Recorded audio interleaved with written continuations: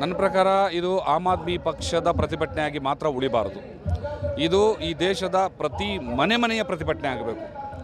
Aam Aadmi party ಬಗ್ಗೆ ಭಾಳ ಅಪಾರವಾದ ಗೌರವ ಇದೆ. ನಾನು SDPIನ ಸ್ಟೇಟ್ ಜನರಲ್ ಸೆಕ್ರೆಟರಿ ಇರ್ಬೋದು, ಆದರೆ ಆಮ್ ಆದ್ಮಿ ಪಾರ್ಟಿ ಕಾರ್ಯವೈಖರಿ ಬಗ್ಗೆ ನನಗೆ ಗೌರವ ಇದೆ.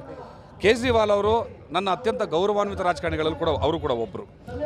ಈಗ ಅವರನ್ನು ಅರೆಸ್ಟ್ ಮಾಡೋದು ಅಂತಂದರೆ ಈ ದೇಶದ ಪ್ರಜಾಪ್ರಭುತ್ವ ವ್ಯವಸ್ಥೆಯನ್ನು ಅರೆಸ್ಟ್ ಮಾಡುವ ಮಟ್ಟಕ್ಕೆ ಒಂದು ದುಷ್ಟತನ ಅಂತ ನಾನು ಯೋಚನೆ ಮಾಡ್ತೀನಿ. ಮತ್ತು ಈ ದೇಶ ಸರಿಯಾದ ರೀತಿಯಲ್ಲಿ ಇದಕ್ಕೆ ರಿಯಾಕ್ಟ್ ಮಾಡ್ತಾ ಇಲ್ಲ. ಕೇಜ್ರಿವಾಲ್ ಅವರ ಅರೆಸ್ಟ್ ವಿಚಾರಕ್ಕೆ ಸಂಬಂಧಪಟ್ಟಂತೆ ಯಾವ ಮಟ್ಟದ ಒಂದು ರಿಯಾಕ್ಷನ್ ಬರಬೇಕಿತ್ತು ಅದು ಬರ್ತಾ ಇಲ್ಲ.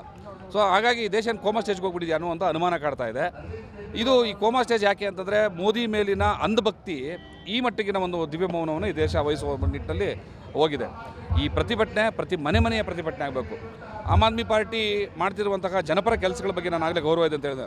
ಅದು ಶಾಲೆಗಳ ವಿಚಾರ ಇರ್ಬೋದು, ಸ್ಕೂಲ್ಗಳ ವಿಚಾರ ಇರ್ಬೋದು, ಇದು ಆಸ್ಪತ್ರೆಗಳ ವಿಚಾರ ಇರ್ಬೋದು, ಮತ್ತು ಏನು ಸರ್ಕಾರದ ಯೋಜನೆಗಳು ಮನೆ ಬಾಗಿಲಿಗೆ ಹೋಗ್ತಾವಲ್ಲ, ಒಟ್ಟು ಏನೆಲ್ಲ ಸ್ಕೀಮ್ಗಳು, ಒಂದು ಕ್ಯಾಸ್ಟ್ ಸರ್ಟಿಫಿಕೇಟ್ ಬೇಕು, ಒಂದು ಇನ್ಕಮ್ ಸರ್ಟಿಫಿಕೇಟ್, ಅವೆಲ್ಲ ಮನೆ ಬಾಗಿಲು ತಲುಪುವಂಥ ಸ್ಕೀಮ್ಗಳಿದಾವಲ್ಲ, ಅದೆಲ್ಲವನ್ನೂ ನಾವು ಸ್ವಾಗತ ಮಾಡಬೇಕಾಗಿರೋದು, ಕೆಲವೆಲ್ಲ ನಾವು ಸ್ವೀಕಾರ ಮಾಡಲೇಬೇಕಾಗಿರೋಂಥದ್ದು.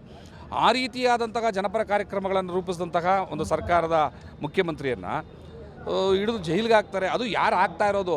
ಕಳ್ಳರು, ಸುಳ್ಳರು, ಅತ್ಯಾಚಾರಿಗಳು, ಅನಾಚಾರಿಗಳು, ನರಮೇಧ ನಡೆಸಿದಂತಹ ದುಷ್ಟರು. ಇವರು ಒಬ್ಬ ಜನಪರವಾದಂತಹ ವ್ಯಕ್ತಿಯನ್ನು, ಮುಖ್ಯಮಂತ್ರಿಯನ್ನು ಹಿಡಿದು ಜೈಲಿಗೆ ಹಾಕೋದು ಅಂತಂದರೆ ಈ ದೇಶಕ್ಕೆ ಭವಿಷ್ಯ ಇಲ್ಲ ಅಂತ. ಸೊ ಈ ಭವಿಷ್ಯ ಮತ್ತೆ ನಾವು ಕಟ್ಕೋಬೇಕಾಗಿರೋ ಜವಾಬ್ದಾರಿ ನಮ್ಮ ಮೇಲಿದೆ. ನಾವು ಈಗ ಇದನ್ನು ಕೇವಲ ಆಮ್ ಆದ್ಮಿ ಪಾರ್ಟಿಯ ಪ್ರತಿಭಟನೆ, ಇದು ನಮಗೆ ಸಂಬಂಧ ಇಲ್ಲ ಅಂತ ಕೂತ್ರೆ ಇದು ದೇಶದ ಅವನತಿಗೆ ಸಾಗುವಂಥ ಒಂದು ಸಿಂಬಲ್ ಆಗ್ತದೆ. ಅದಕ್ಕೆ ಅವಕಾಶ ಕೊಡಬಾರ್ದು. ದೇಶ ಉಳಿಬೇಕು ಅಂತಂದರೆ ಜನ ಉಳಿಯೋದು ಅಂತ ಅರ್ಥ. ಜನ ಉಳಿಬೇಕು ಅಂತಂದರೆ ಈ ಒಂದು ದುಷ್ಟ ರಾಜಕಾರಣದ ವಿರುದ್ಧ ನಾವೆಲ್ಲರೂ ಕೂಡ ಸಿಡಿದು ನಿಂತ್ಕೋಬೇಕು ಅನ್ನೋಂಥದ್ದು ನನ್ನ ವೈಯಕ್ತಿಕವಾದ ಮನವಿ ಎಲ್ಲರಲ್ಲೂ ಕೂಡ. ಸರ್, ಮುಂದೆ ಲೋಕಸಭಾ ಚುನಾವಣೆ ಬರ್ತಾ ಇದೆ ಸರ್, ಈ ಕುರಿತು ಜನರಿಗೆ ಏನು ಸಂದೇಶ ನೀಡ್ತೀವಿ?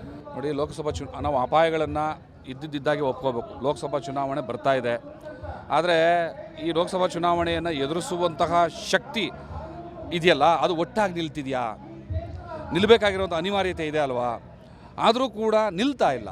ಕೆಲವೊಂದು ಸಣ್ಣ ಮುನಿಸಿನಿಂದ ಇಂಡಿಯಾ ಅನ್ನುವಂಥ ಒಕ್ಕೂಟ ಮತ್ತು ಒಡೆದೋಗ್ತಾ ಇರೋದು, ಕೆಲವರು ಮುನ್ಸಾಡ್ತಿಂದ ದೂರ ಹೋಗ್ತಾ ಇರೋವಂಥದ್ದು, ಮತ್ತು ಇಂಡಿಯಾದಲ್ಲಿ ಇರುವಂತಹ ನಾಯಕರಿದ್ದಾರೆ, ರಾಜಕೀಯ ನಾಯಕರುಗಳು, ಅವ್ರನ್ನ ಬಂಧನ ಮಾಡುವಂತಹ ದುಷ್ಟತನ ಮೋದಿ ಸರ್ಕಾರ ತೋರಿಸ್ತಾ ಇರೋವಂಥದ್ದು, ಇದೆಲ್ಲ ಅಪಾಯಗಳು ನಮ್ಮ ಮೇಲಿದ್ದಾವೆ.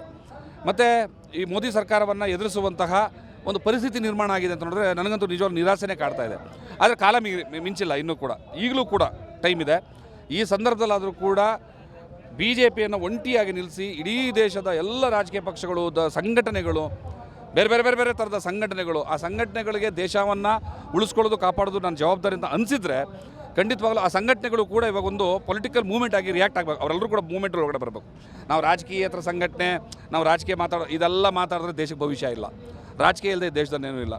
ಹಾಗಾಗಿ ಎಲ್ಲ ಸಂಘಟನೆಗಳು ಕೂಡ ಈ ಒಂದು ಮೂವ್ಮೆಂಟಲ್ಲಿ ಇದೊಂಥರ ಸ್ವತಂತ್ರ ಸಂಗ್ರಾಮ ಅಂತ ಅನ್ಕೋಬೇಕು. ನಾವು ಇದರೊಳಗಡೆ ಧುಮುಕಬೇಕು. ಆಗ ಮಾತ್ರ ನಾವು ಈ ದುಷ್ಟರ ಸರ್ಕಾರವನ್ನು ಎದುರಿಸಿ ನಿಲ್ಲಿಸೋಕೆ ಸಾಧ್ಯ ಅನ್ನೋದು ನನ್ನ ಅಭಿಪ್ರಾಯ.